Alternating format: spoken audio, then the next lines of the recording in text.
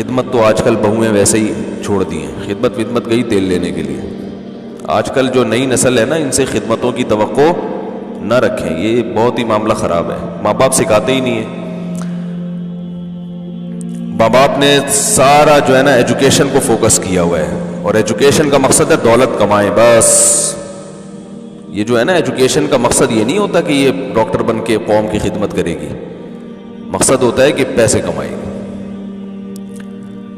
یہ MBA کر رہی ہے پیسے کمانے کے لیے, بزنس پڑھ رہی ہے پیسے کمائے, پیسہ پیسہ پیسہ, پیسے کے علاوہ کوئی خدا ہے ہی نہیں آج.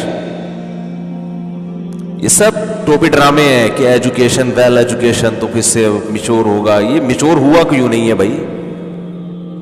ہے بھائی, جو عورت اپنا گھر نہیں سنبھال پا رہی, اپنے بڑوں کا ادب نہیں کر پا رہی ہے, اسے یہ تمیز ہی نہیں ہے کہ خاندان کے بڑوں کا ادب کیا ہوتا ہے, ان سے بات کیسے ہوتی ہے. بڑوں کو اگر غصہ آئے تو چھوٹوں کو چاہیے کہ اس کو برداشت کر لیں, اینٹ کا جواب پتھر سے نہ دیں.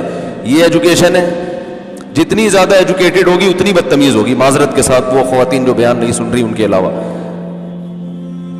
وہ گاؤں دیہات کی جو بالکل نہیں پڑھی ہوئی ہوگی نا, وہ پھر بھی ادب تمیز سے بولو بھائی رہ لے گی,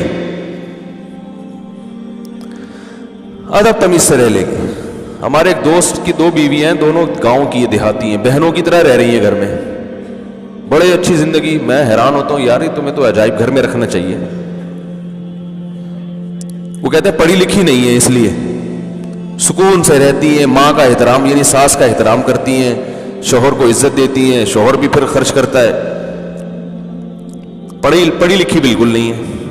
ایک چیز پڑھ لی ہے انہوں نے, بچپن سے ماں باپ نے پڑھا دی تھی کہ بڑوں کا احترام, شوہر کا احترام, ساس کا احترام, سسر کا احترام, گھر بسانا ہے. سوکن ہو کے اکٹھی ہیں. تو ایجوکیشن کی ہم قائل ہیں, ایجوکیشن اچھی چیز ہے, لیکن پہلے تہذیب ہے, تمیز پہلے ہے, ایجوکیشن بعد میں. تو ماں باپ تمیز نہیں سکھاتے, اپنا ادب نہیں سکھاتے, ساس سسر کا کہاں سکھائیں گے؟ ماں باپ اپنا ادب نہیں سکھا رہے. کیا ہو گیا بھائی؟ حقیقت بتا رہا ہوں, اپنا ادب نہیں سکھا رہے. بچے باپ کی ٹوپیاں اچھالتے رہے, بدتمیزی کرتے رہے, ابا ہنس رہے ہوتے ہیں ان کے سامنے,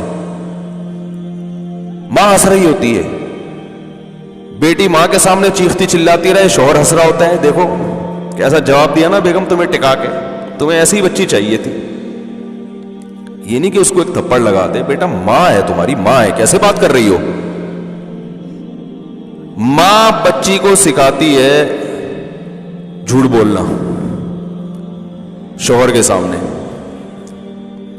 ماں جب اپنے شوہر کے بیٹی کے سامنے جھوٹ بولے گی, یعنی شوہر کو بیوقوف بنانے کے لیے, بیٹی کو پتا ہوگا کہ میری اماں میرے ابا کو بیوقوف بناتی ہیں جھوٹ بول بول کے, تو ماں اپنی بیٹی کو جھوٹ بولنا سکھا رہی ہے کہ نہیں سکھا رہی ہے؟